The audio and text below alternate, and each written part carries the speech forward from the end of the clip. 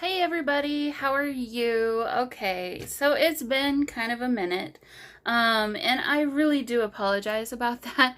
Welcome back, everyone, to my channel. This is Tammy, and yeah, I feel like I haven't talked to you guys in forever.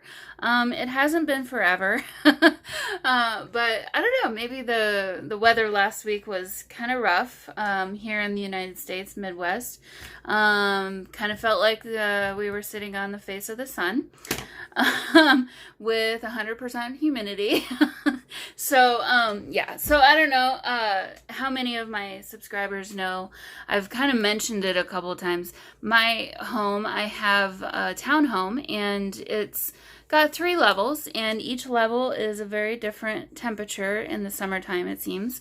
Kind of cold in the basement, great in the middle of my townhome, and really hot upstairs. And upstairs is where my craft room is, and yeah, so I was kind of avoiding being upstairs last week, and on top of that, I was still dealing with kind of a lot of pain in my right arm and shoulder. And after sitting all day at work, the last thing I really kind of wanted to do was come upstairs, sit in a hot craft room, and continue to have a sore and contribute to a sore arm. So anyway, I apologize for being gone, and I apologize for all of my excuses. You probably don't care as much as I do about it, but I just wanted to explain. It's not nothing's going on, just, you know, life kind of happens sometimes, and it kind of happened last week a little bit. And so last we left off, yeah, I'm not showing you a flip through today. I'm kind of just giving you a quick overview of where we stand at this point, explain where I've been, and hopefully I will get the final flip through to you in the next day or two. So we'll see how my week goes this week. So, okay, so as you can see, I've got a little bit of stuff going on here. So, it's kind of a work in progress. So, basically, I finished decorating all of the signatures, and so they are pretty much done and ready. Obviously, nothing is sewn in yet, but I did finish the cover of the book. So, last we left, this still had files written down the side here. So what I did was I took a scrap piece of the painted paper that I had, and I glued that down. And then I kind of just did a little bit of collaging here with the gentleman over that side. And then this is one of those stickers that came from the Tim Holtz stickers set. So I added that there. And then this was just like a little, it says trading stamp. I don't know how well you can see that. But that came from the Tim Holtz little ephemera pack that I've been kind of pulling from. So that's how the front cover ended up. Here is the inside of that cover. So this was just plain kind of torn paper, because this is basically, this was the hinge of the box. So it was just not fun or interesting to look at. So I added I glued some washi tape down with, like, not just the glue stick. I used Fabri-Tac for that. And I'll probably even maybe do something else over here. I'm not quite sure. But, so that's the front cover. The back cover, I didn't do anything to the very back, because the back cover was great as it was.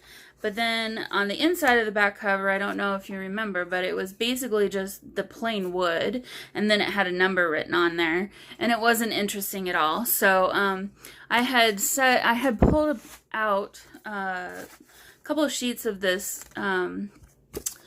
paper that I did from some scraps, and said I had wanted to use it somewhere in the journal. Well, I got to the end of the journal and I still hadn't used it yet, and so I thought, well, what a perfect place to put that. It's not going to be bulky. So this is glued down to the surface of the back cover. So beyond that, so I just did some distress stain around the outside edge to make it kind of blend in a little bit better with the wood. And then, of course, you've got all these, pieces of paper that are kind of loose, maybe deteriorating, and I didn't want it to continue to do that because obviously I want to preserve what we've got here so it'll last a long time. So what I like to use, and it's kind of unconventional probably for junk journals, but I've used it several times and it is fantastic. This is what I've used to, when I refinish furniture. I've refinished kind of a lot of my furniture in my house. My dining room table I refinished, and, the shabby chic look thing. So the brand is Polyvine. And you can find this on Amazon. This is the wax finish varnish, and then I always make sure, get the dead flat finish. So there's really no shine whatsoever. Do you hear that? This is solid, and it feels soft. I did several thin coats of it on both covers. Both sides, and to be honest with you, if I hadn't told you that I'd added it, you probably wouldn't have ever known that there is a finish on here, because it looks like nothing has been done. I mean, I guess if you feel it, it's kind of more slick than actual paper would be, but this stuff is good stuff. So yeah, so that's the cover. I'm not going to flip through the inside like I said. Okay, so here's the other story from this week. You guys, I am pretty even-tempered. I don't usually get too upset about things or too frustrated. But let me tell you what. Boy, did I get angry. So my original thought was I wanted to do a Coptic stitch binding so that I could preserve as much of the cover as I could, and then show this lovely paper as part of the spine. Well, as you can see, after decorating, and I kind of knew this was going to happen, and I even said at the beginning I have an extra signature or two in here that I probably didn't need to have, but it's hard to let go, you guys. I mean, so long story short, I had taken the scraps from this journal and then some other journals, and I knew I was going to have to practice this Coptic stitch binding.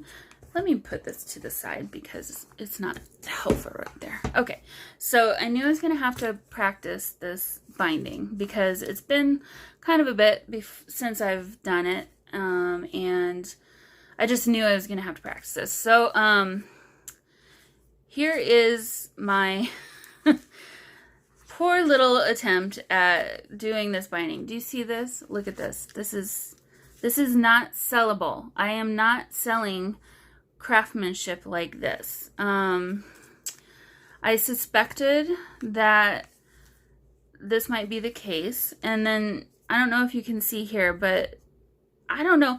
I did this thing 5 times. I don't usually get very upset, especially about this kind of stuff. But oh my goodness, I was not happy with this little book a couple of days ago. Yeah, it's total alligator mouth. I haven't even done it. Like, literally all of this is blank pages. Nothing has been added whatsoever. And I wanted to make sure my practice little book was the same number of signatures. This also has 5 signatures. The same basic shape and size as the bigger one is, just, on a smaller scale. So long story short, I came to the conclusion that to make sure that this book was going to last a long time and not fall apart, because that is the last thing I want to have happen, I decided I'm going to go ahead and add a regular spine to this book, and I'm just going to do it in a slightly different way so that I can make sure not to cover as much of the cover as I possibly can. So, long story short, I think this is going to turn out even better than the Coptic stitch binding would have turned out. So, yeah. So, this is kind of fun. I'll keep this. I might even do a different spine for this, or I might keep it for myself. I don't know. It's kind of a cute little book to have handy for taking notes or something. Actually, it'd be a really fun little sketchbook too. So, that might make an appearance in my Etsy shop. It might not. We'll see what happens. I'm not sure. So anyway, so I've kind of started constructing this spine. I've got kind of a little bit of a curve to it so far. Not too much, but as you can see, it's a pretty thick spine. This is 2 2.25 inches wide. But it's a little bit, I'm kind of making it up as I go along, and I came to the conclusion just now that I need to do some more practice. So actually probably what I'll do is I'll take this apart yet again.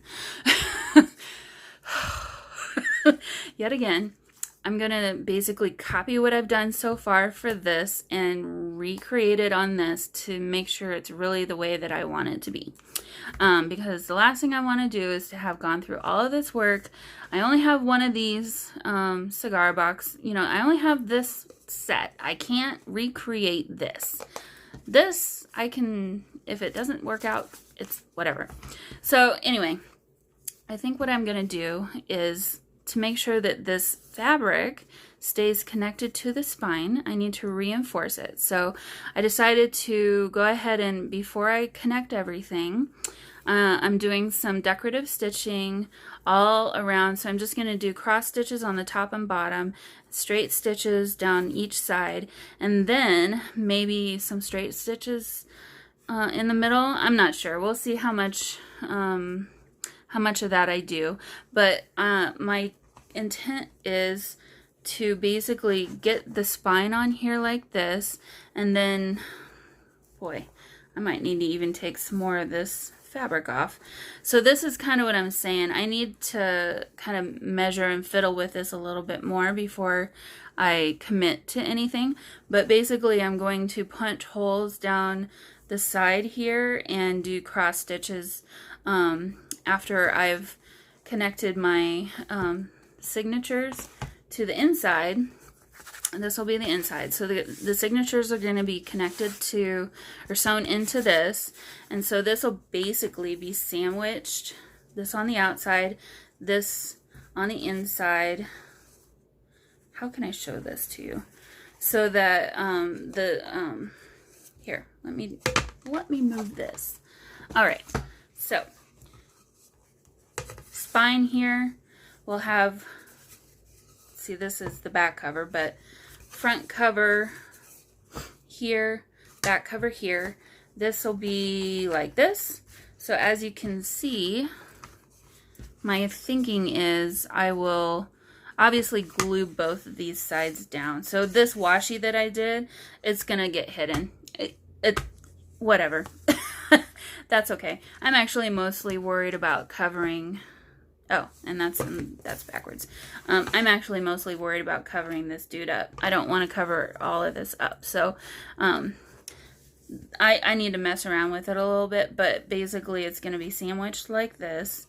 And then I'm going to do some cross stitching down here on both sides, or maybe straight stitch. I'm not sure. We'll see what it ends up looking like. But that's kind of what my plan is at this point.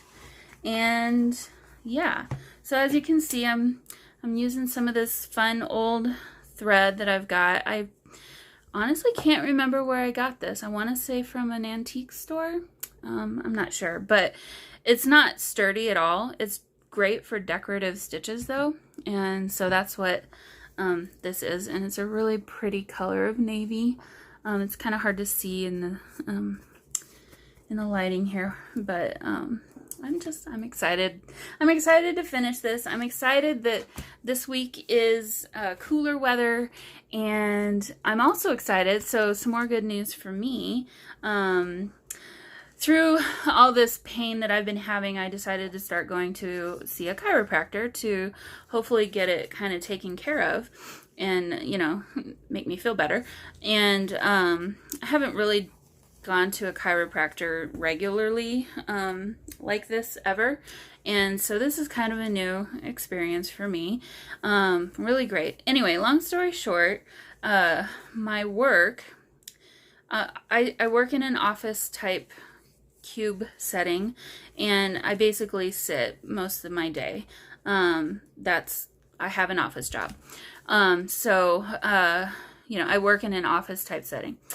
And so sitting all day has kind of been a catalyst for my arm hurting. And they have an option to have sit-stand desks, but the ones that they want you to use are $300.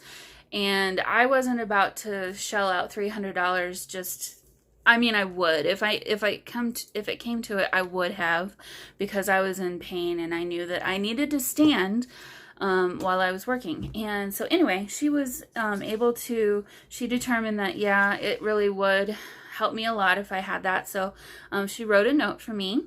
And last Thursday, I got my sit-stand desk at work, and I can't even describe to you how different it is. It's like night and day. I'll go to work on Monday after being home all weekend, and, you know, obviously not sitting all day and at a desk and sitting and doing the same type of motions all day. And, you know, my arm's fine. Sit down at my desk for 10-15 minutes, immediately pain and numbness all in my right arm again. And, you know, it's just even sitting at my craft desk, I've been trying to not sit and just do the same types of motions as much. So that's another reason I haven't really been around as much. But anyway, I swear to you, I stand up at work, pain immediately goes away. When I sit back down again, 10-15 minutes later, it's back.